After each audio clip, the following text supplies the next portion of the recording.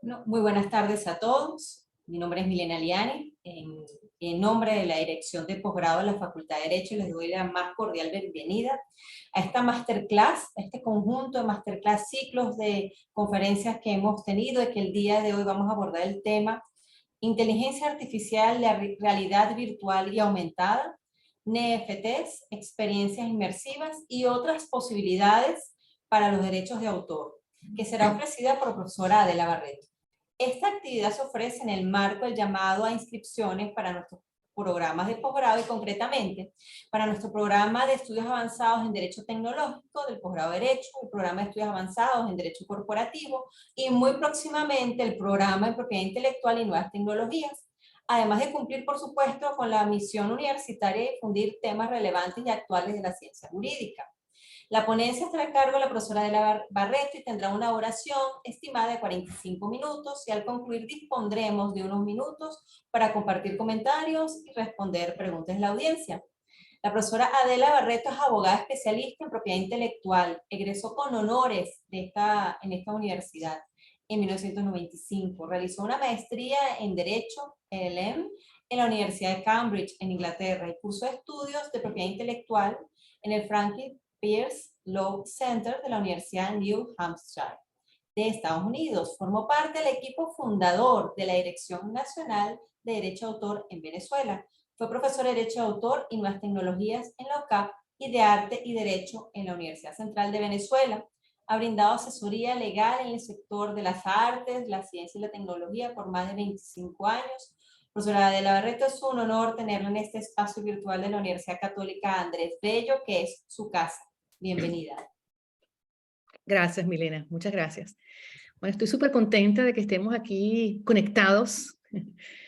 Muy contenta de conectarme con mis colegas, con mi alma mater, a quien le agradezco profundamente la invitación y el hecho de acogerme y acogernos a todos en esta aula virtual y de permitirnos participar de esos programas de formación online que tan sabiamente y tan generosamente la Universidad Católica realiza.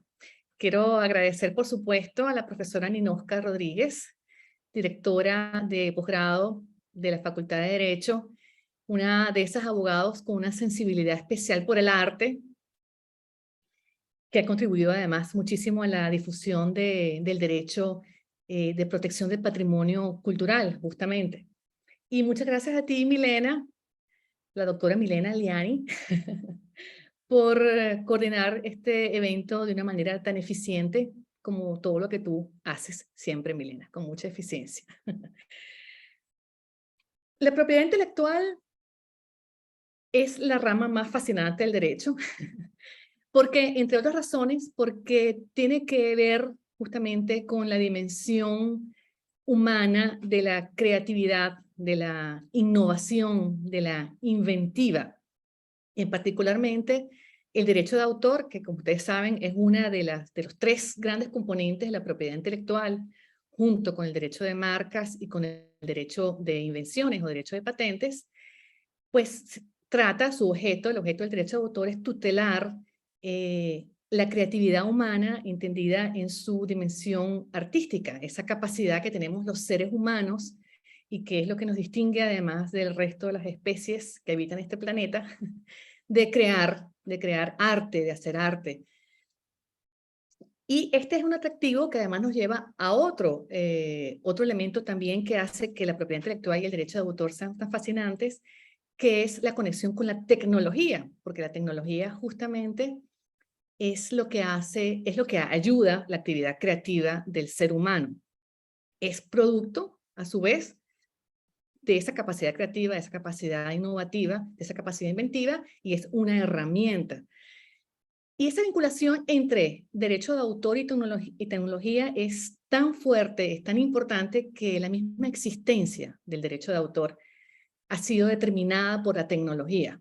El derecho de autor existe porque se creó una ley en 1707, si no me equivoco, que fue el Estatuto de la Reina Ana en Inglaterra, que se llamaba Copyright Act, que fue promulgada justamente como respuesta a la invención y al desarrollo y a la autorización de un invento tecnológico, que fue la imprenta.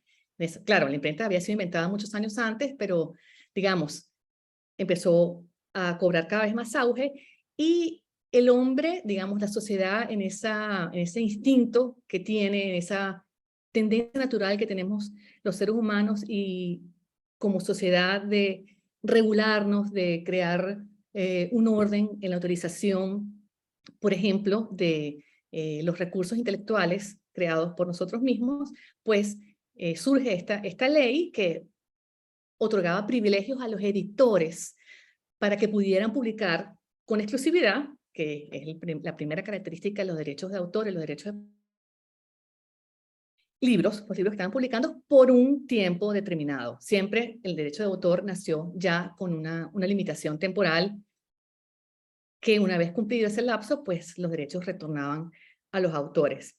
Y así como determinó la creación de esta ley, la tecnología ha seguido influyendo en el desarrollo del derecho de autor. La tecnología, como decía, pues ha ayudado al ser humano en todo lo que es el trabajo humano. Empezó sustituyendo el trabajo humano en términos mecánicos, el trabajo, digamos, manual, más repetitivo en las fábricas, pues las máquinas fueron cada vez entrando y sustituyendo el trabajo humano y poco a poco fueron también sustituyendo algunas facultades ya no mecánicas, ya no manuales, sino más intelectuales, pues la capacidad de, por ejemplo, nos ayuda a recordar, la tecnología ahora puede hacer operaciones que son propios del intelecto humano, como hacer cálculos, como comparar datos, como sacar conclusiones. Y más recientemente está haciendo una actividad que ha sido siempre lo que nos ha definido como especie, como decía, que está generando contenidos creativos, por no decir que está creando. El término que se utiliza, de hecho, en el argot es el de generar contenidos y aquí entonces entramos ya en la materia de la inteligencia artificial, que se trata justamente de aplicaciones informáticas, de programas de computación, de software, que realizan actividades intelectuales, como por ejemplo generar imágenes, como por ejemplo generar textos, como generar música, como generar planos arquitectónicos, para hablar de la parte artística, a partir de instrucciones que dan los usuarios o incluso sin ellas. Entonces, tenemos aquí que la inteligencia artificial está entonces generando contenidos que pueden ser protegidos por el derecho de autor. ¿Y cómo determinamos que un contenido producido por una inteligencia artificial puede ser protegido por el derecho de autor? Bueno, yo pienso y creo que las creaciones, las generaciones de contenidos por parte de la inteligencia artificial las podemos dividir en dos grandes grupos. Uno está conformado por los contenidos que son generados a partir de inputs que hacen los usuarios, los seres humanos, y podemos, de repente aquí sí, compartir la pantalla. Vamos a ver si lo puedo hacer.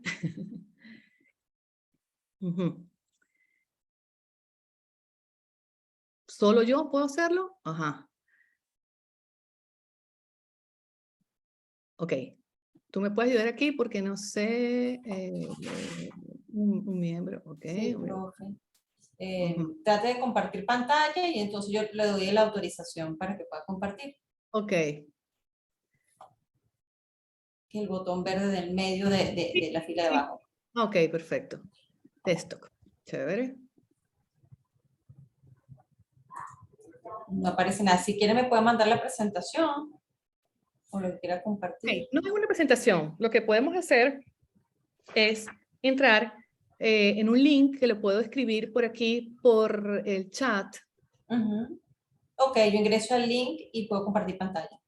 Ok, ya le voy a ingresar. Aunque me gustaría compartirlo, pero no sé por qué no lo puedo hacer. A ver, vamos a volver a intentarlo, solo organizador. Yo le doy compartir. Ajá. Sí, dale a compartir pantalla y yo lo actualizaría. Sí, bueno, no lo puedo hacer. Me dice que tengo que cambiar la configuración del sistema. En todo caso, Okay. bueno, ok, voy a... Me manda el link y vamos a Ok, compartir. el link es este. Labs openai.com.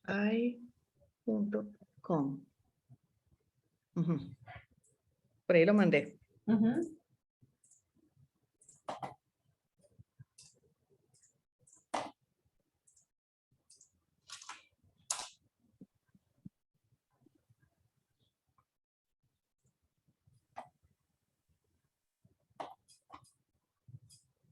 ¿Sí? Sí, ya está viendo la información. Lo que estoy abriendo aquí es un link a uno de las empresas prestadoras de servicio de generación de contenidos a través de herramientas de inteligencia artificial, que es DALL-E, se llama. DALL-E, que se escribe D-A-L-L y luego separado E, así como el robot Wall-E. Justamente está inspirado en eso, pues, que se trata de un robot, pues, que evidentemente ejercía la actividad de inteligencia artificial y además está inspirado en el nombre del pintor, pues, español Dalí. Es como una combinación entre el nombre de Dalí y el nombre del robot DALL-E, que ofrece a los usuarios la posibilidad de que a través de una cosa que se llama prompts, que son instrucciones, son sugerencias escritas que hacen los usuarios, se generan imágenes a partir de esas sugerencias escritas. Por ejemplo, si logramos llegar a ver en la pantalla, uno puede escribir una imagen de un gato sobre un tejado parisino en la noche, que está moviendo la cola, en una noche estrellada, en el estilo, además de Van Gogh, por decir, algo así. Entonces, a partir de ese prompt, el programa, en este caso DALL-E, exacto. Ajá. Pero no puedes entrar ahí en el laboratorio. Ok, bueno, vamos a ver aquí. Justamente dice que puede crear imágenes originales, realísticas de arte a partir de una descripción de textos. ¿Ok? Que puede combinar conceptos, atributos y estilos. Pero resulta que también hay otras opciones de funcionamiento de la inteligencia artificial donde no hay una instrucción por parte de un ser humano. Entonces allí viene la gran pregunta, ¿no? Si se trata de un objeto de protección, ¿por qué no hay un autor, no hay una persona humana que es un autor? En todo caso, la inteligencia artificial nos hace revisar entonces los conceptos fundamentales del derecho de autor. Aquí vemos esta imagen, por ejemplo, sí. Fíjate, lo que puede hacer la inteligencia artificial es, uno, crear imágenes, como dicen los gringos, from scratch, o sea, desde el principio, de la nada, una imagen totalmente nueva. Dos, puede editar esa imagen, como es el caso que estamos viendo en pantalla, donde puede agregar elementos, ¿verdad? Y si sigues más abajo, también puede crear variaciones de una misma imagen, que aquí las tenemos. ¿Okay? Aquí también vemos variaciones de una imagen creadas por la inteligencia artificial. Entonces, ¿cómo podemos ver nosotros los abogados este fenómeno, sobre todo los que nos dedicamos al derecho de autor? Bueno, en primer lugar, analizando el tema de la inteligencia artificial en relación a lo que es el objeto de la protección del derecho de autor, ¿no? ¿Qué es el objeto de la protección del derecho de autor? Es sobre lo cual recaen los derechos de autor, o sea, el objeto de la protección, lo que está protegido, o sea, las obras del ingenio. Y para poder determinar si un contenido es protegido por el derecho de autor, pues tiene que pasar el test de la originalidad. Tiene que tratarse de una obra original. Todos sabemos entonces que para que una obra pueda considerarse como original, tiene que tener características de individualidad. Si un contenido generado por una inteligencia artificial no tiene originalidad, no es original, por ejemplo, porque no puede individualizarse de otro, entonces no estamos en presencia de un contenido protegido por el derecho de autor. De manera que la respuesta a la pregunta de si lo que genera la inteligencia artificial está protegida por el derecho de autor no es única, no tenemos una sola respuesta. Como yo siempre le digo a mis clientes, nosotros los abogados somos como los médicos.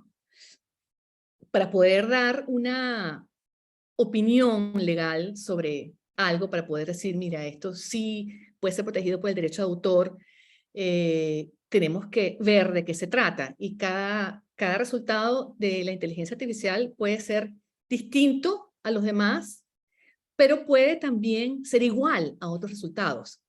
Y este es un punto importante. O sea, unas mismas instrucciones o instrucciones diferentes pueden generar un mismo resultado. Entonces, allí se plantea la pregunta de si estamos frente a algo original y quién es el titular de los derechos. Yo creo que si se trata de algo original, pues el titular de los derechos, y de hecho lo dice los propios terms and conditions de estas plataformas, que son la fuente de legislación en este caso, dice que los derechos se atribuyen a los usuarios que escriben esos prompts. Estos son los autores. ¿Ok? Esto es importante entonces. Saber cuál es el sujeto entonces de la protección. Ya sabemos cuál es el objeto, los contenidos, y ahora pasamos al segundo punto, que es el punto del sujeto de la protección. Y aquí hay algo interesante porque siempre nos planteamos los abogados el tema de que si nuestras leyes pues están a la altura de las nuevas tecnologías, si quedan atrás, por ejemplo, y tenemos que tener en cuenta que una de las fuentes del derecho más importantes, y sobre todo en esta materia de propiedad intelectual, son los contratos. La inteligencia artificial nos ha hecho innovar muchísimo en materia contractual y han nacido nuevas formas de contratos y nuevos modelos de negociación que se reflejan en estos contratos. Y estos contratos, principalmente las fuentes, están en los que estas mismas plataformas proponen a los usuarios. Si uno se mete en cualquier de estas páginas, por ejemplo, DALL-E, otra plataforma es Midjourney, se escribe, se dice, otra es Stable Diffusion, otra es Artsy. Hay muchísimas plataformas que tienen sus términos y condiciones, como lo tiene, por ejemplo, plataformas como Facebook, como Instagram, como Twitter, que tú, una vez que te suscribes, que te afilias, pues celebras un contrato con estas plataformas donde están regulados principalmente, bueno, o entre los aspectos más importantes, el tema de los derechos de propiedad intelectual. Y cada plataforma tiene sus propias características, pues sus propios términos. Pero en general, en materia de inteligencia artificial, lo que ocurre es que la plataforma, o sea, el productor, asigna los derechos a el autor, al creador, al que escribe el texto, que, digamos, esta es una característica especial, que se convierte en un artista visual, digamos, la persona que es capaz de generar textos que den como respuesta contenidos con originalidad. Una nueva forma de creación. Para mí es una un nuevo formato de creatividad, así como la fotografía lo fue en su momento.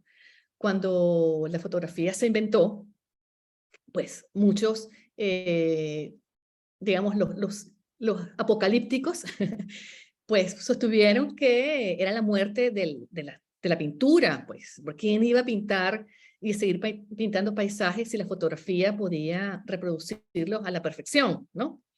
Pero después podemos ver que para nada es así. O sea, la fotografía no significó el fin de la pintura, ni la ilustración, ni el dibujo, ni el resto de las artes plásticas clásicas, sino que se constituyó como una nueva forma, como un nuevo lenguaje. Y yo creo que la inteligencia artificial se está convirtiendo en un nuevo lenguaje expresivo que se irá dominando y que habrán artistas que llegarán a tener contenidos importantes y bueno, es una contribución más al mundo del arte. Entonces, tenemos, quería comentarles también de un caso, el primer caso que hay, una demanda que ejercieron un grupo de abogados en el estado de California, representando a 3 artistas visuales, 3 ilustradores de Estados Unidos, contra 3 de estas plataformas de inteligencia artificial. Y el argumento es que estas plataformas están violando derechos de autor de estas artistas y de toda una comunidad de artistas, lo que ellos llaman la clase. ¿Por qué? Porque para poder estos motores de inteligencia artificial generar estas imágenes, tienen que haber sido entrenados, ¿no? Lo que se llama el training de la inteligencia artificial. ¿Y cómo se entrena la inteligencia artificial? Bueno, se entrena alimentándose de imágenes, de billones y billones de imágenes que estos motores sacan de internet, lo que llaman el scratching, del web scratching. Detectan todas las obras visuales, las comprimen, las meten en sus, digamos, en sus aplicaciones informáticas y con ellas entrenan a la inteligencia artificial. La inteligencia artificial, entonces, a partir de todas esas obras de arte, de todas esas obras visuales, fotografías, etcétera, pues genera los contenidos, porque de otra manera no lo ha podido hacer. Y de hecho, estas plataformas, DALL-E, por ejemplo, dice que ha condensado en esa plataforma todo lo que es el patrimonio visual de la humanidad. O sea, estamos hablando nada más y nada menos que de eso. Pero esta demanda justamente se fundamenta en el hecho de que para poder hacer eso, para poder entrenar a la inteligencia artificial, pues hubo que realizar una reproducción de esas obras, hubo que comprimirlas, hubo que codificarlas, que sistematizarlas, que organizarlas, inclusive utilizando los nombres, la identidad de los autores, porque esta es otra herramienta que ofrece la inteligencia artificial, que no puede decir, por ejemplo, crea una composición geométrico abstracta que tenga una forma de red, que utilice el acero como material, en el estilo de Gertrude Goldschmidt, de Gego, por ejemplo, que es una artista venezolana, como ustedes saben, que generó justamente este tipo de obras abstractos geométricas con estos tipos de materiales. Entonces, la inteligencia artificial, para poder generar una respuesta a esa solicitud, tuvo que haber sido alimentada por obras de esta artista, y ese es otro fundamento de la demanda, por ejemplo, de estos abogados en California, de que no solamente se copiaron contenidos que son protegidos por el derecho de autor, sino que además están haciendo un apoderamiento, una utilización de los derechos de publicidad, sobre el nombre de los artistas, sobre su cuerpo de obras que forman su identidad personal, y que todo esto se hizo sin la autorización de los autores. Y esto va a ser bien importante la decisión que se tome al respecto, porque seguramente yo ya puedo prever que la defensa de estas plataformas va a ser, lo que llaman el fair use, los usos honestos, que está haciendo. En los Estados Unidos existe esta doctrina que es una limitación a los derechos de autor. Los derechos de autor tenemos que saber que no son derechos absolutos, porque justamente están vinculados con la cultura. O sea, no se puede establecer un monopolio exclusivo, total, absolutista sobre algo que es un componente de la cultura, pues del patrimonio cultural de la humanidad. Por eso tiene sus limitaciones. Y en los Estados Unidos se ha desarrollado esta doctrina del fair use, o los usos honestos, según la cual esta doctrina, cuando uno utiliza una obra de un modo transformativo, dicen ellos, transformative use, o sea, que lo hace para un fin distinto para el cual la obra fue creada, entonces entra dentro de esa excepción y es un uso permitido. Hay otra cantidad de requisitos, pues que no compitan en el mismo mercado, etc. Y otra de las defensas que yo creo que van a esgrimir, esta fue una demanda que fue presentada el 13 de enero de este año, o sea, tiene 6 días apenas de haber sido presentada. Todavía no. Y se puede conseguir por internet. Lástima que no podemos compartir la pantalla, pero si si ustedes googlean esa demanda, se pueden conseguir, inclusive, se puede conseguir el texto de la demanda, está súper interesante. ¿Cuáles son todos los argumentos que establecen esta? Ajá, el caso se llama Anderson, McKenna, Ortiz versus Stability, Midjourney y Dream Art. Ojalá que la hayan podido copiar. Anderson, McKenna, Ortiz versus Stability, Midjourney y Dream Art. Y pueden conseguir la demanda, que tiene 46 páginas, está sumamente interesante.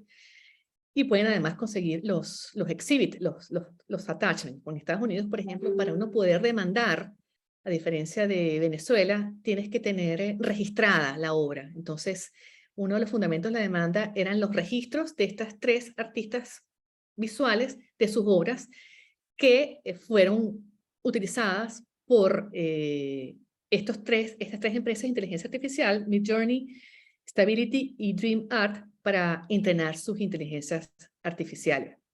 Y aquí hay algo también bien interesante, porque estas artistas, como muchísimos, como millones y billones de otros artistas, pues que ponen sus obras en Internet, pues, la forma como se pueden dar a conocer, cargaron imágenes de sus obras en una plataforma que se llama DeviantArt.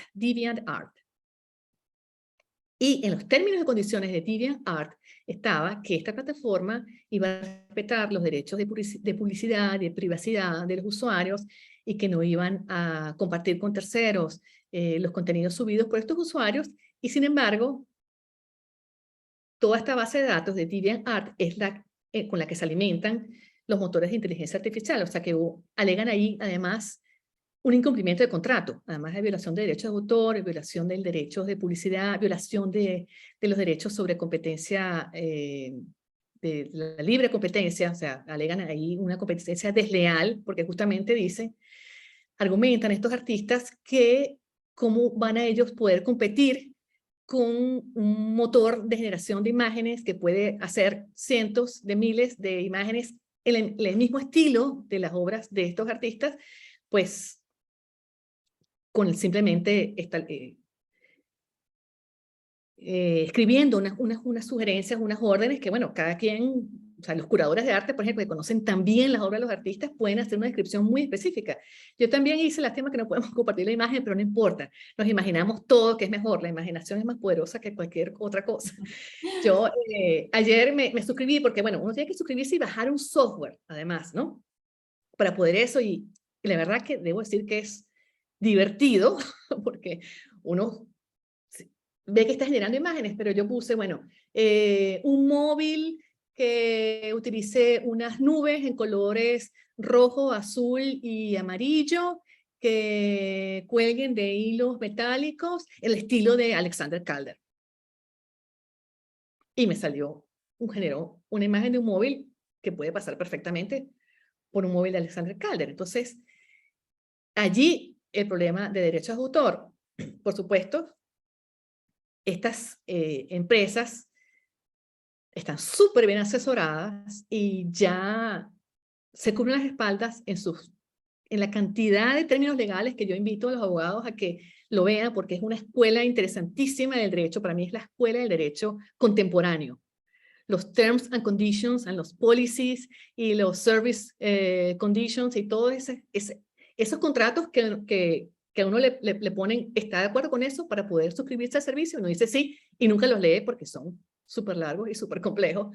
Pero una de las cosas que dice es que los usuarios se comprometen a respetar las legislaciones, ¿no? Entonces colocan en cabeza del usuario la responsabilidad. Si yo soy muy experta en un artista y puedo describir perfectamente las características de las obras de ese artista y hago esos prompts, esas sugerencias, y genero contenidos que son tan parecidos a los de ese artista que se puede generar confusión, pues yo soy la responsable del uso que haga de ese contenido, no la plataforma. La plataforma, en todo caso, yo creo que es responsable por haber cargado ese contenido, por haber cargado contenidos protegidos sin la autorización de los autores, justamente. Y bueno, este tema es un poco también el tema de las plataformas, por ejemplo, de realidad virtual. ¿Qué es la realidad virtual? Pues la realidad virtual es también un espacio, es la generación de espacios tridimensionales a través de programas de computación que hacen que el usuario tenga la sensación o que perciba que está en él, en ese espacio. Y bueno, para ello se crean una cantidad además de hardware que siempre está acompañando el desarrollo de estas aplicaciones de informáticas, del software, que son los lentes de realidad virtual, que están justamente diseñados para proyectar imágenes que hacen que una persona, cuando voltea, mira para arriba, mira para abajo, pues vea todas las imágenes que han sido ya cargadas en este programa y que crean ese espacio. La realidad virtual, yo creo que hoy en día, además, no solamente puede funcionar con el uso de estos lentes, sino también con la creación de espacios, como por ejemplo estas exposiciones inmersivas que hay, ¿no? Y que en Caracas, por cierto, hay una, que es la de Van Gogh, creo que es la primera que llega a Caracas, una exposición inmersiva con obras de Van Gogh, donde las obras de Van Gogh, pues, además, se aumentan, o sea, se crea una realidad aumentada y se crea una sensación de realidad virtual también, sin necesidad del uso de estas gafas, porque todo está cubierto por esas imágenes y la gente se siente justamente en medio de un ambiente virtual, pues. Aquí, claro, estamos hablando de un autor, en este caso, de Van Gogh, cuyos derechos están ya en el dominio público. Acordémonos que esta es otra limitación del derecho de autor. Dijimos que tenía varias limitaciones, una de ellas es la temporal. Los derechos de autor no duran toda la vida, pues, según la ley venezolana duran 60 años a partir del 1 de enero del año siguiente a la muerte del autor. Así se calcula. Pues han pasado más de 60 años de la muerte de Van Gogh y sus derechos pues están en el dominio público, así que el uso de estas imágenes no daría lugar a necesidad de autorizaciones. Sin embargo, hay otras exposiciones que sí utilizan derechos de artistas que están vigentes. Por ejemplo, hay exposiciones inmersivas de Frida Kahlo. Que si Frida Kahlo hubiera nacido en Venezuela, sus derechos estuvieran en el dominio público ya, porque ya pasaron más de 60 años, más de 70 de que ella falleció. Pero allí se aplica es la ley mexicana, que da un lapso de protección mucho más amplio, que es de 100 años. De manera que los derechos de Frida Kahlo todavía están vigentes. Y aquí es lo interesante el caso de Frida Kahlo, porque ella no creó tantas obras. O sea, su creación no fue tan prolífica. Fue más prolífica en un tema de mensaje, pues de postura, inclusive hasta política, a través de sus obras. Tiene una fuerza muy grande, ¿no? Pero no hay muchísimas obras, y además las obras de Frida Kahlo y de su esposo, de Diego Rivera, ellos la cedieron al Estado mexicano y están administrados por el Instituto Nacional de Bellas Artes de México, y que la administra junto con el Banco de México. De manera que las obras de Frida Kahlo y Diego Rivera están en casi su totalidad fuera del mercado del arte en cuanto a las piezas únicas, ¿no? Entonces lo que se hace con Frida Kahlo es el uso de la imagen. O sea, los derechos de autor en Frida Kahlo son importantes porque eso es lo que se está mercadeando, lo que está en el mercado. Y hay exposiciones inmersivas de Frida Kahlo donde entonces hay que pedir la autorización de los derechos de autor. Esa es una de las implicaciones del derecho de autor, que tú, para poder agarrar una obra de cualquier artista y de repente sacar los elementos, en el caso de Van Gogh, bueno, que no está protegido, pero de cualquier artista, de repente sacar algunos detalles, algunas flores, algunas cosas y crear otras composiciones, pues estás haciendo una transformación de la obra, que sabemos que en el derecho civil, el derecho de tradición jurídico latina, como el de Venezuela y el resto de los países de Sudamérica y de Europa Central, pues constituye una transformación de la obra, una adaptación que a su vez requiere autorización. Y esto es importante porque muchos museos, hoy en día, todavía a mí de verdad me sorprende que museos incluso importantes de Estados Unidos y de Europa, bueno, de Europa no tanto, de Estados Unidos, tienen como la idea de que el hecho de ser propietarios de los objetos materiales que contienen las obras, o sea, lo que llamamos los abogados en derecho de autor, los soportes materiales en los cuales están fijadas las obras, o sea, el óleo, la escultura, el yeso, la tela, etcétera, por el hecho de ser propietario de esos soportes, pueden digitalizarlos y pueden hacer otros usos con la imagen de esas obras, y resulta que no es así. Resulta que los derechos de autor, la titularidad de los derechos de autor es independiente de la propiedad del soporte material. De manera que, y volviendo al tema de la realidad virtual y las exposiciones inmersivas, en materia de artes visuales, por ejemplo, por una parte está esa necesidad de pedir la autorización para reproducir y para transformar esas obras que van a formar parte de esa realidad virtual.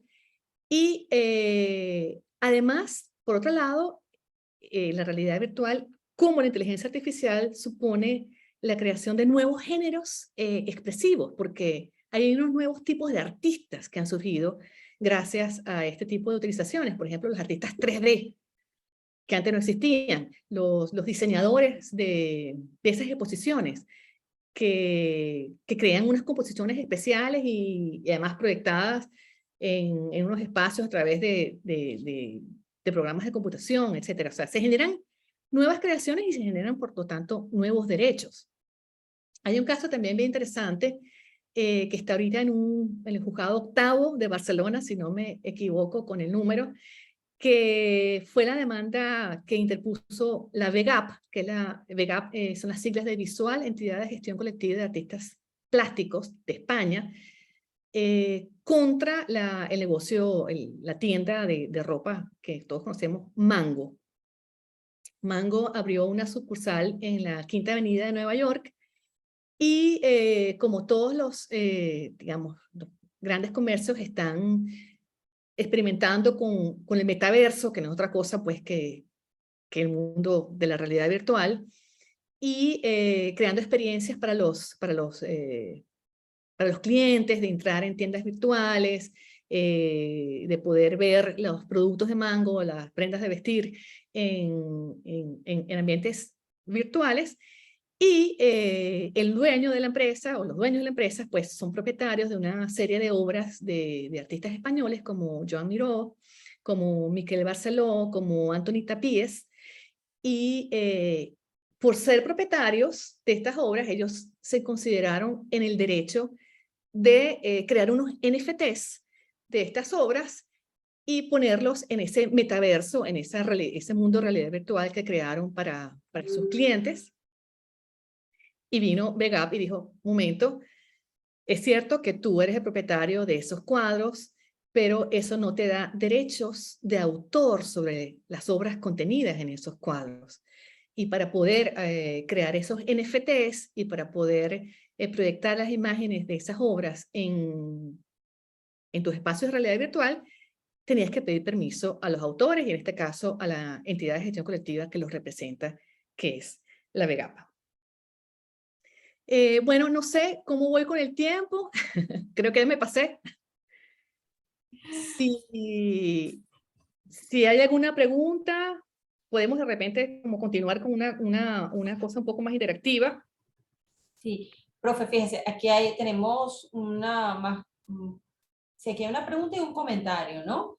Ok. Y si quiero luego continuamos, verifiqué que tuviera las posibilidades de compartir, me parece que sí, si quisiera compartir algo ahorita, pero luego lo podríamos probar, ¿no? Ok. Aquí tenemos la participación de Rodrigo Quintero, que nos dice, Mm. quizás combinando el contrato como fuente en propiedad intelectual, ¿sí? La polémica sobre sujetos de protección en la industria de SaaS, Software as a Service, en Alemania, algunas compañías están desarrollando inteligencia artificial para crear software y comercializarlo a clientes. Y aquí viene la pregunta. ¿Quién sería el sujeto de protección allí en su opinión? Sí. Oye, y la pregunta está por aquí, me gustaría leerla porque Sí, que no capté. en preguntas y respuestas. En Chat. abrir. Ajá. Ok, vamos a una cosa, léemela otra vez. Ok, quizás combinando más bien se lo voy a copiar en el chat, profe. ¿Sí? Y así lo puede leer.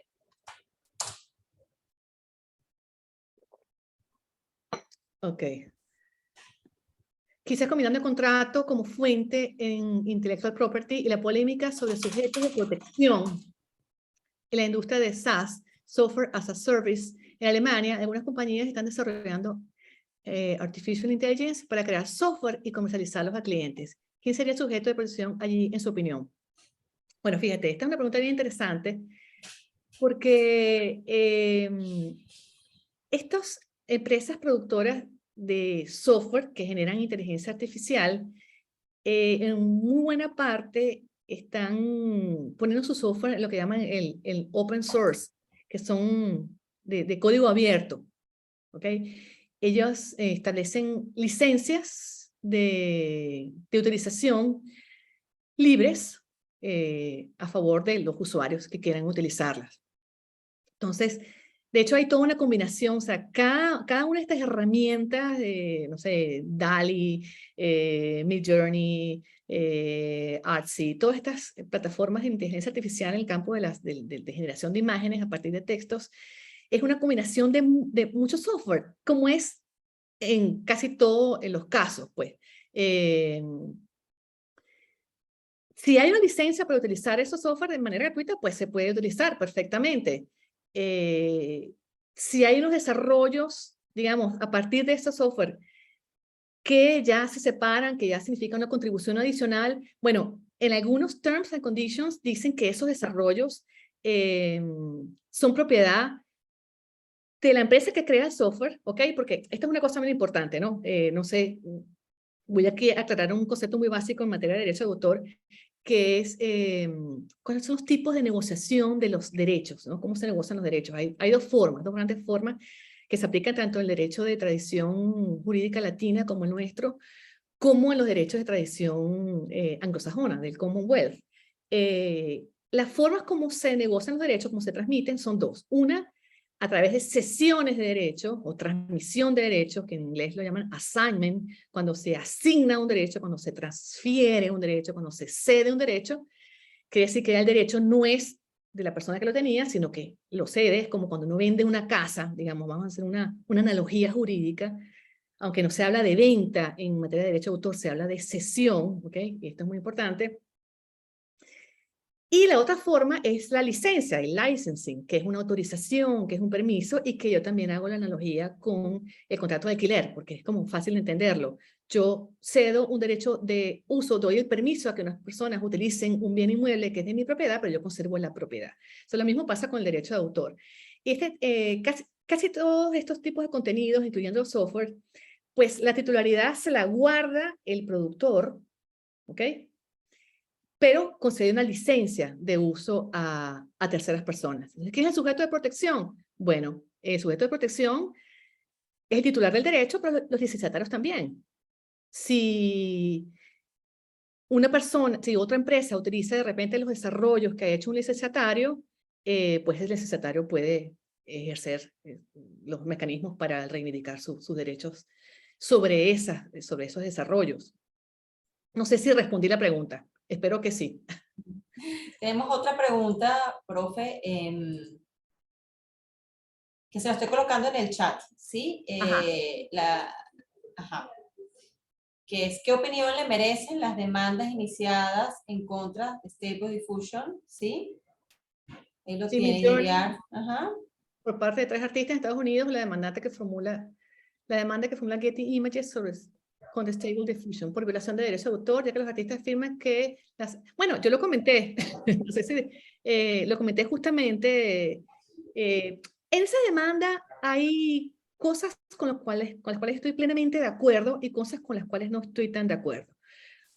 Sí, creo que si nosotros aplicamos el derecho de autor en su sentido estricto, pues, donde toda reproducción de una obra debe ser autorizada por el titular de los derechos, pues vemos que estas plataformas, Midjourney, Stable Diffusion y DeviantArt, han reproducido obras y la han reproducido además con un ánimo de lucro. Esas son plataformas que cobran por sus servicios, como todos esos servicios por internet. Uno puede afiliarse y utilizar, dan como unos créditos para producir un número determinado de imágenes a partir de textos, por ejemplo, o de producir textos, otra cosa que no he dicho. Hay otra cosa que también estas herramientas producen textos y producen otros elementos protegidos por el derecho de autor. Entonces, hay una reproducción, ¿verdad? O sea, es un acto que constituye el contenido del derecho de autor. Hablamos de lo que es el objeto del derecho de autor, la obra. Yo recalco mucho estas cosas porque yo creo que no hay nada más práctico que una buena teoría. O sea, está el objeto de la protección, las obras, está el sujeto de la producción, de la protección, los titulares de derechos, el autor en principio, los titulares derivados, está el contenido de la protección. Y el contenido de la protección son los derechos justamente. Y el derecho clásico de autor es el derecho de reproducción. Y aquí hay una reproducción para tú poder alimentar estas inteligencias artificiales. Has tenido que metérsela en la memoria de alguna manera, ¿ok? Y se hace con ánimos de lucro. Y si no se hace con la autorización del autor, pues constituye una reproducción no autorizada. Sin embargo, como digo, pueden haber defensas, como por ejemplo la defensa del fair use, que se trata de usos honestos. Yo me imagino que también, pasa que realmente los paradigmas están cambiando con la tecnología, ¿no? Porque es así como que todo artista visual, como todo músico, como todo escritor, se alimenta de las obras existentes, pues, ¿no? ¿Cómo se forma un artista plástico? Pues viendo muchas obras de otros artistas plásticos, y todo eso va quedando ahí en esa inteligencia humana, ¿no? Y de alguna manera eso se expresa y sale en las obras que este artista crea. Lo mismo pasa con los escritores, pues, que un escritor es la suma de todo lo que ha leído, más lo que es él, pues, ¿no? Entonces, siempre va a haber un contenido de las obras de los demás en lo que cada quien hace, porque nadie crea una obra de cero, totalmente nueva, siempre va a tomar elementos de otras. Bueno, tenemos el caso, por ejemplo, de este tema de Shakira, que está así sonando tanto, que tiene unas explicaciones de derecho de autor bien interesantes, súper interesante, porque hay una parte de la melodía que es igualita, es idéntica a una melodía que había usado una chica venezolana, por cierto, Biela, idéntica, inclusive en varias sus características, pues, en los intervalos que hace, en la forma, en la rítmica, etc. Pero a su vez, anteriormente a Biela, este mismo tema había sido cantado por otros grupos, digamos. Entonces, la música y las imágenes están como en una conciencia colectiva. Entonces, estas plataformas van a decir, bueno, nosotros simplemente lo que estamos haciendo es digitalizando la conciencia colectiva.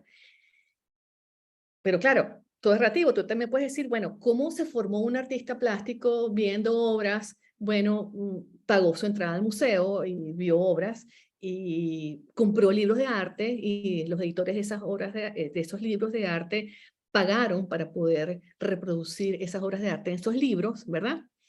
¿Por qué ahora estas plataformas quieren hacerlo de manera gratuita sin pedir permiso, ¿no? A cuenta de que es masivo. El tema es que es una cosa masiva. Y bueno, yo creo que es una tarea muy difícil para los jueces establecer, por ejemplo, que estas plataformas tengan que pedir permiso a todos y cada uno de los autores. O sea, eso sería una tarea prácticamente imposible. Y es como una avalancha indetenible, además, este tema de la tecnología. Yo, la verdad, por supuesto, yo me dedico al derecho de autor, y cuando a mí me preguntan, ¿tengo que pedir permiso? Yo digo sí. Es mejor pedir permiso que pedir perdón, siempre. Pero se están planteando escenarios en los que ciertos desarrollos, como los desarrollos de grandes bases de datos, pues pareciera que fuera imposible para poder desarrollarse que pidan permiso. Pero bueno, así como han sido tan inteligentes para tener tantas imágenes de obra de arte, bueno, pueden también generar motores de inteligencia artificial que establezcan contratos de forma masiva, negociar masivamente contratos con entidades de gestión colectiva, qué sé yo. Entonces, siempre hay una solución a todo. Bueno. Vale. Tenemos otras preguntitas, ¿sí? Jenny Bueno dice, si se crean en el futuro no muy lejano ambientes de aprendizaje cómo se podrían ver los derechos de autor de los profesores y del contenido que ellos usan tomando otros autores. Es más permisivo, es decir, permiten el uso ya que promueve la cultura, un poco en la línea de lo que estabas hablando, ¿no? Sí, bueno, el uso de la realidad virtual, bueno, como toda realidad, y igualmente con la inteligencia artificial, se da en muchísimos ámbitos, ¿no? Y uno de ellos es el ámbito de educación, justamente. Las posibilidades, bueno, esta misma charla, pues, es una pequeña realidad virtual, donde yo estoy muy lejos del resto de las personas que están aquí, y sin embargo nos podemos ver, nos podemos escuchar y podemos interactuar, etcétera. En materia de derecho de autor, los profesores tienen una norma especial para ellos, que fue algo así como un punto, una pincelada particular del profesor Antequera Paridi, que fue uno de los redactores más importantes de esa ley. Y establece que los profesores universitarios son titulares de los derechos de autor sobre sus clases y sus conferencias. ¿Ok? Entonces, por supuesto, para poder publicar, por ejemplo, esta conferencia, pues tienen que pedirme permiso. Yo se los doy ya. Lo tienen. Para Gracias, poder, profe. para poder utilizar esos contenidos generados por los profesores en sus charlas, en sus conferencias, en sus clases, hay que pedirles permiso. Esto constituye una excepción a una regla que en la Ley de Derecho de Autor venezolana está contenida en el artículo 59, que es el artículo que regula las obras hechas bajo relación laboral y las obras hechas por encargo. ¿Ok? En ambos casos existe una presunción legal de que los derechos han sido cedidos o al patrono, en el caso de las obras hechas bajo relación de trabajo, o al comitente, en el caso de las obras hechas por comisión, obras que han sido comisionadas, obras hechas por encargo.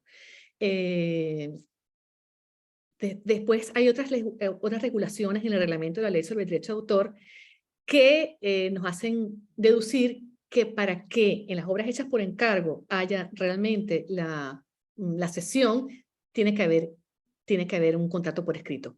No ocurre con las obras hechas bajo relación de trabajo. Entonces, cuando un profesor es empleado de una universidad, ¿verdad? En principio, la universidad será la titular de los derechos de autor sobre el contenido de estas clases y estas conferencias, pero existe esta excepción con relación a los derechos de autor de los profesores. Aunque estén empleados por la universidad, conservan los derechos de autor sobre sus clases. Y la segunda parte de la pregunta del contenido que ellos toman de otros autores. Bueno, la ley sobre el derecho de autor y el reglamento y las leyes en general sobre derecho de autor establecen una serie de excepciones, de limitaciones en las cuales no se aplican los derechos de autor. Por ejemplo, establecimientos educativos. Cuando sí, se proyecta una obra de arte, por ejemplo, para fines de estudio, pues allí el uso está permitido, cuando tenga ese tipo de propósito educativo. No sé si respondo la pregunta. Sí. Tenemos otra pregunta que lo estoy publicando ahorita en el chat, dos preguntas realmente de María Estela Mancha. En el caso de la experiencia Van Gogh, ¿se aplicaría la ley de derecho de autor de los Países Bajos? Segunda pregunta, ¿los museos que han digitalizado las obras y ofrecen tours virtuales, en su página web están violando derechos de autor?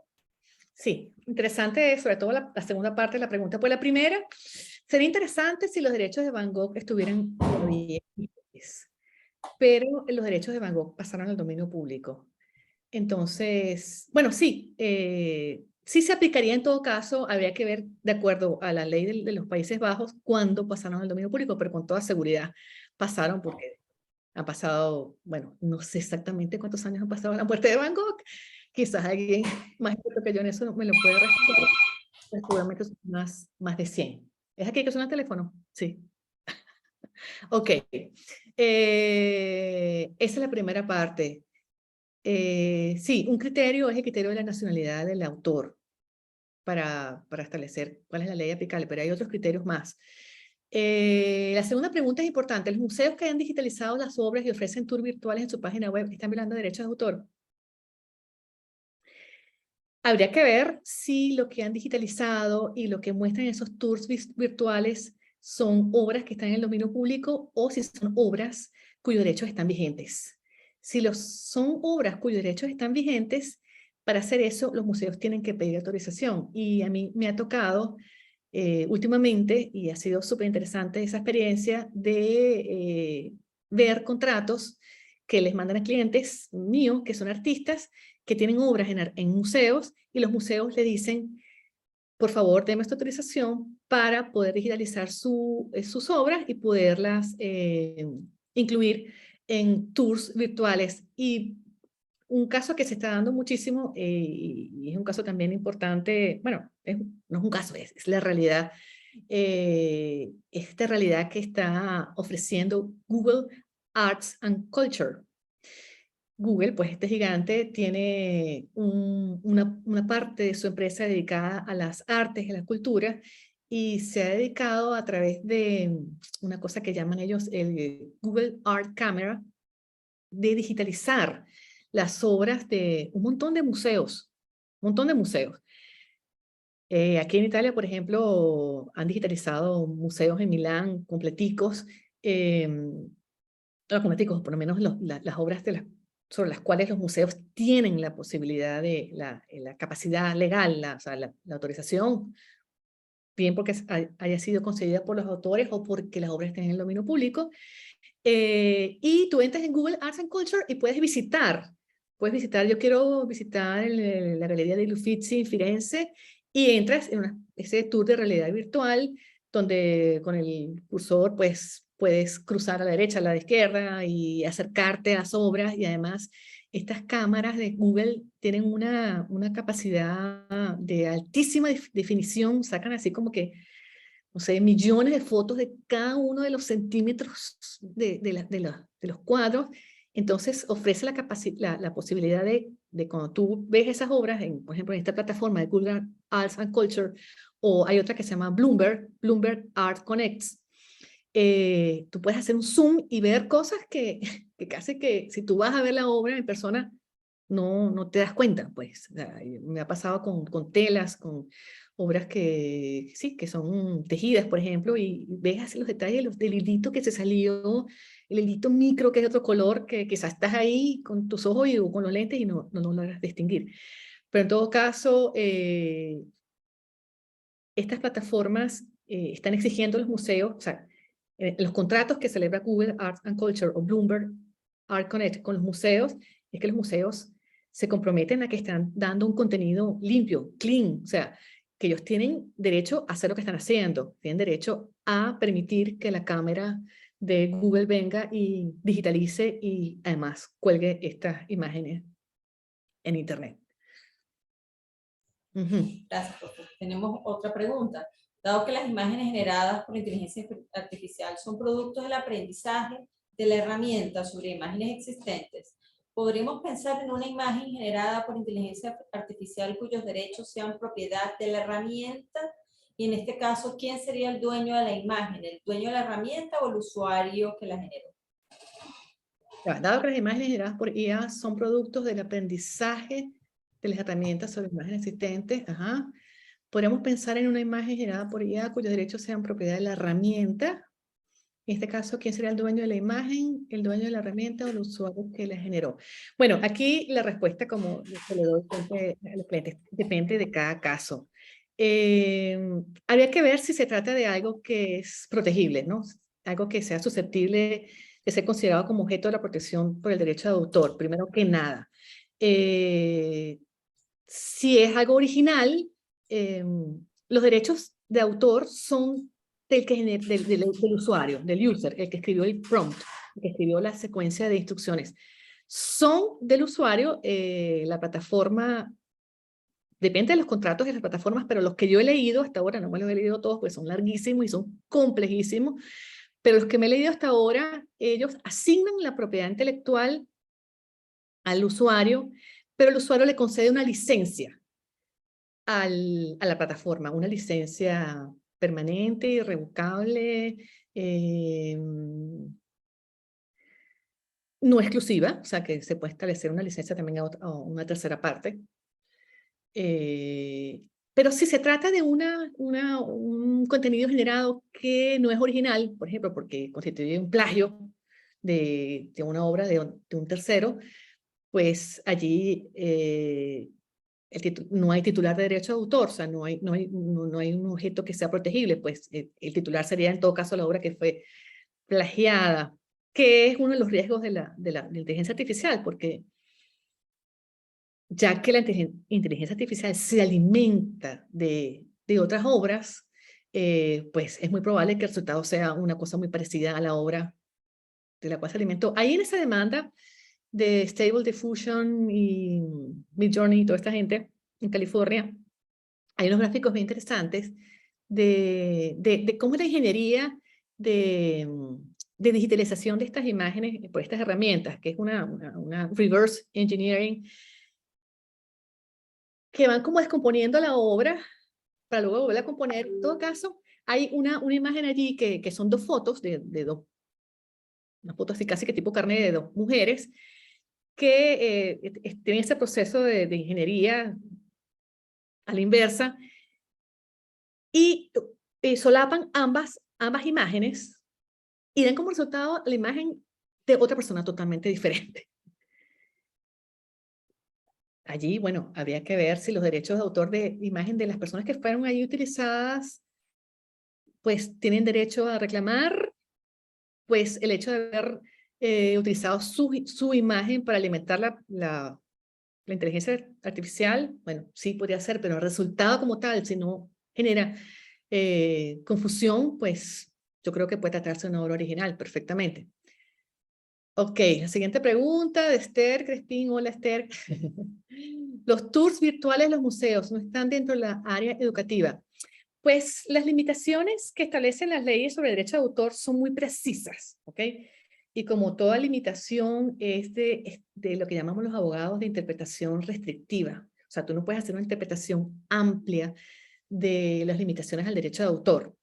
Y estas limitaciones se limitan va que la redundancia, a los usos educativos en instituciones educativas. Instituciones que se dedican a impartir educación como escuelas, universidades, liceos, colegios. Los museos, además, generalmente cobran entrada y sí, por supuesto que hacen una actividad educativa, pero no se considera tal a los efectos del derecho de autor. O sea, un museo, para poder hacer un tour virtual con imágenes de obras, si las obras tienen derechos vigentes, tienen que tener el permiso para hacerlo. Sí. Ok, Fernando Martínez, tema. Ajá. Si quieres me lees tú la pregunta. Ajá. Ajá. Ya para cerrar, profe, por la hora, ¿sí? Vamos a finalizar con esta pregunta. Hay un tema que me hace ruido respecto a autoría e inteligencia artificial. La persona que escribe un prompt solo aporta ideas y la inteligencia artificial hace el trabajo. De la misma manera que el comitente le da unos lineamientos al comisionado. ¿Valdría la pena ampliar las nociones que hay sobre autoría? Sí, sí, está bien interesante la pregunta. Por cierto, porque hay un tema ahí también que yo encontré, un trabajo por cierto, de alguien del Franklin Pierce Intellectual Property Institute sobre inteligencia artificial, donde dice que, o sea, parte de una decisión de la Copyright Office en Estados Unidos, en Washington, que es como decir la Dirección Nacional del Derecho de Autor en Venezuela, es la Oficina Nacional Competente en materia de derecho de autor, que la Copyright Office una resolución según la cual no estaba aceptando registrar obras que no fueran creadas por seres humanos. Porque dice que para que haya autoría, o sea, para que haya derecho de autor, aunque aunque la ley norteamericana no se llame derecho de autor, sino se llame copyright, que es bien importante eso, o sea, no, el énfasis no se pone en el sujeto de la protección, sino se pone en el contenido de la protección, el derecho en este caso de copiar. A pesar de eso, la interpretación que se hace de la legislación norteamericana es que tiene que haber una persona natural para que se pueda considerar que es una obra protegida por el derecho, por el copyright. Y también hay una decisión bien interesante que es el caso Naruto, se llama el caso Naruto Case, donde hay una serie de fotografías que fueron tomadas por un mono, por un gorila. Un fotógrafo, creo que en Indonesia, en los bosques asiáticos, dejó su cámara en medio del bosque, cerca de una comunidad de gorilas, y lista para que tomara la foto. Y vino un gorila y se hizo unas selfies que quedaron súper, súper, súper, súper cool. Y bueno, el fotógrafo publicó esas fotos en una exposición que hizo y en un libro que publicó, etc. Y vino un organismo que se llama PETA, que es protecciones de animales, no me acuerdo bien qué es lo que significa cada una de las letras, algo así como una sociedad privada de protección de los derechos de los animales, demandó a este fotógrafo diciendo que él no era el autor, que no tenía derecho a explotar esas obras, que esos derechos de autor eran del gorila que tomó la foto, de Naruto, que se llamaba Naruto. Entonces el tribunal de Estados Unidos dijo, mira, o sea, un animal no puede ser, ni puede tener obligaciones legales, o sea, como tú le vas a pedir una responsabilidad legal a un mono, un perro, al que sea, y mucho menos pueden ser titulares de derechos. Entonces, el tribunal dijo que esas obras eran del dominio público. Pero no sé si me fui por las ramas. Ajá. El tema de la idea, ¿no? Es interesante porque esta es una cosa también que uno casi que diariamente tiene que estarlo diciendo a los clientes, que las ideas no se protegen por el derecho de autor. Esto es algo bien importante porque hay ideas que son geniales, pero no están protegidas por el derecho de autor, como no están protegidos los procedimientos, los sistemas. Sí, lo que se protege es cómo las ideas son expresadas. ¿Ok? Aquí tú dices que solo aporta ideas, pero las ideas están siendo expresadas a través del lenguaje escrito, que ellos llaman, por cierto, en el argot de la inteligencia artificial, el lenguaje natural. El lenguaje natural, me imagino que por contraposición al lenguaje informático, pues que son un poco de códigos que no entiende, que solamente entienden los ingenieros. Las estás expresando, y esto es lo interesante, estás expresando las ideas, las estás escribiendo. Para que la inteligencia artificial pueda seguirte las instrucciones, tú tienes que escribirlas, tienes que expresarlas. Y lo que se protege esas prompts también están protegibles, son protegidos por el derecho de autor, es la expresión de tus ideas. Pueden haber prompts que son geniales, pues, como tú describes una cosa que casi que sin ver la imagen ya tiene una protección. De manera que no son solamente ideas. La inteligencia artificial hace el trabajo. Bueno, está bien interesante también eso, ¿no? Lo mismo se puede decir con la fotografía, ¿no? O sea, que hace el trabajo de reproducir la imagen en la cámara fotográfica. La inteligencia artificial como tal, digamos, una entelequia que no puede tener derechos de autor. En todo caso, una ficción jurídica, y creo que lo iba a decir, no lo dije, porque yo soy así un poco, me voy por las ramas, y me perdonan, puede haber una ficción jurídica de que hay una comisión aquí, hay un encargo. De hecho, ese es el trabajo que les comentaba que hay de un investigador, de un docente del Franklin Pierce Law Center en New Hampshire, que dice que se puede aplicar la ficción del work made for hire, o sea, de la obra hecha por encargo, al tema de la inteligencia artificial, como decir, bueno, yo le comisioné a la inteligencia artificial que hiciera esa obra y como comitente tengo los derechos de autor, porque yo fui la que le di la orden.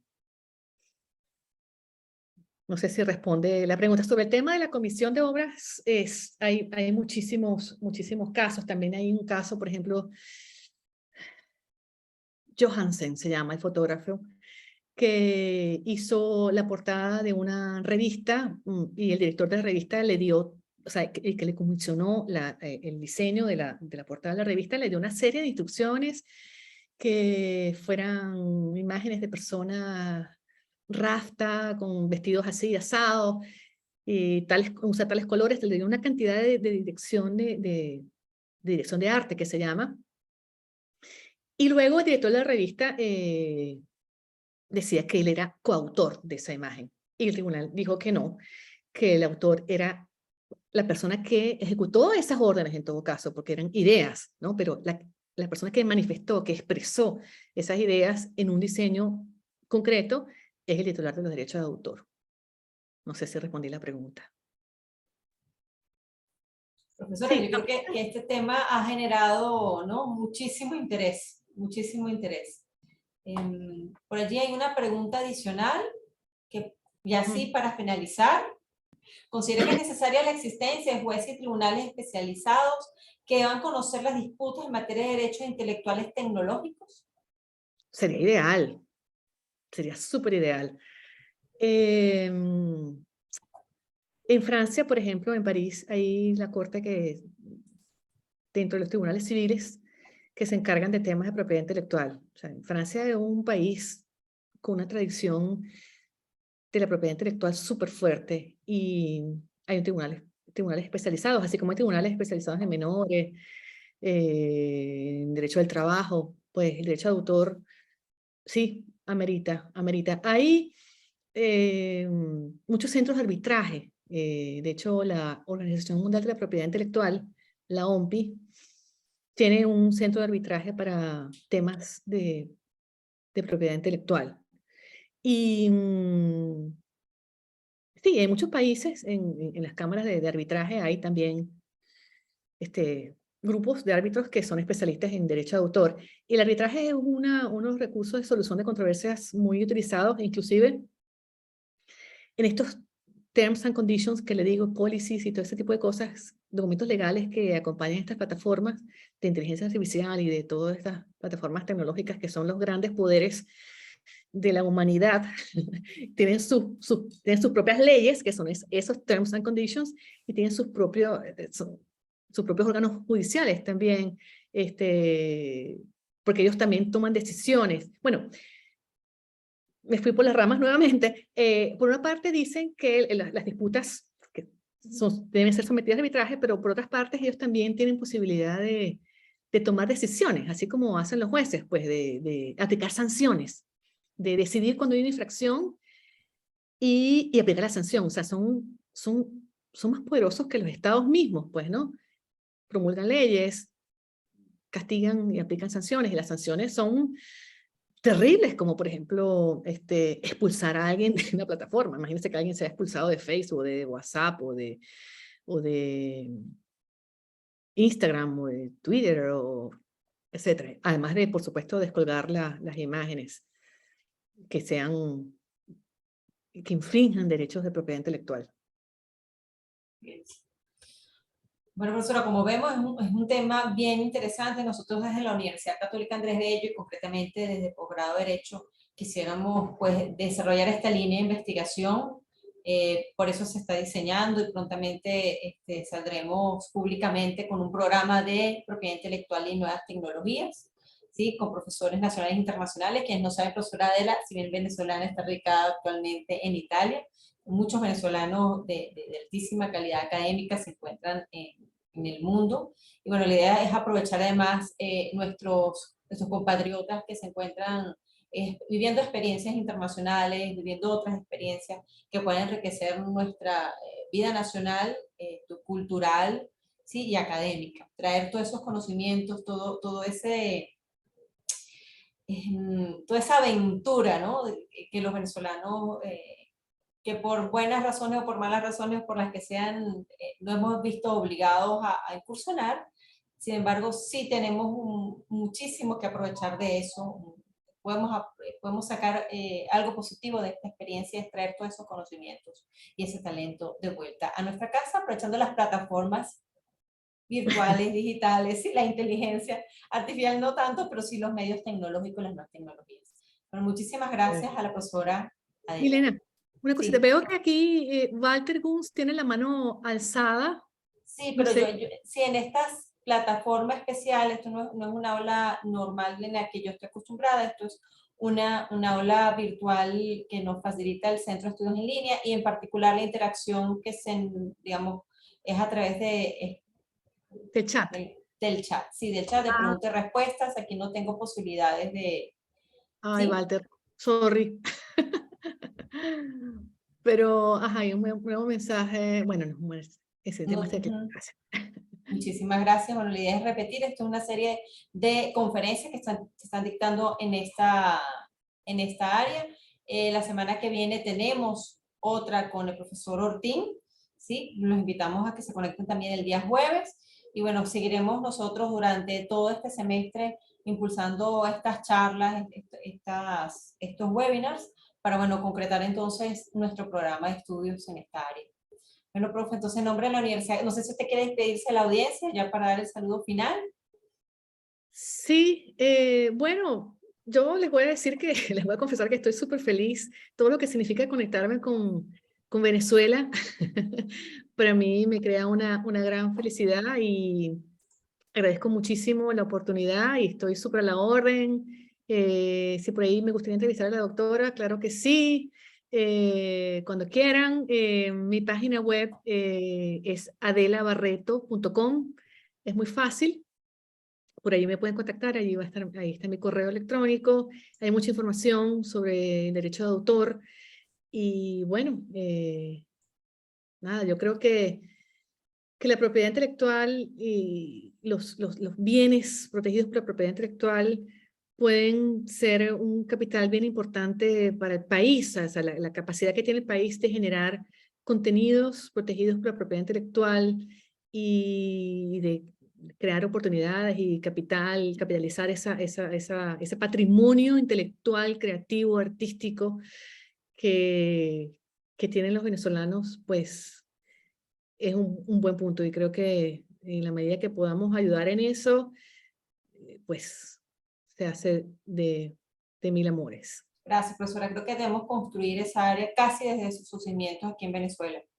Por eso contamos con usted y con tantos profesionales que nos van a acompañar en este ciclo de conferencias. Así que en nombre de la Universidad Católica de Bello y su posgrado de Derecho, le doy las gracias a la profesora Adela por esta interesante disertación, al público presente por su paciencia y interesantes preguntas. Y bueno, se les recuerda que estamos en proceso de preinscripción para los programas semestrales de posgrado y esperamos vernos en las aulas virtuales o aulas presenciales, ¿sí? Prontamente. Bueno, muchísimas gracias, profe. Hasta la próxima. Gracias a ustedes. Chao, chao, chao. Chao a todos.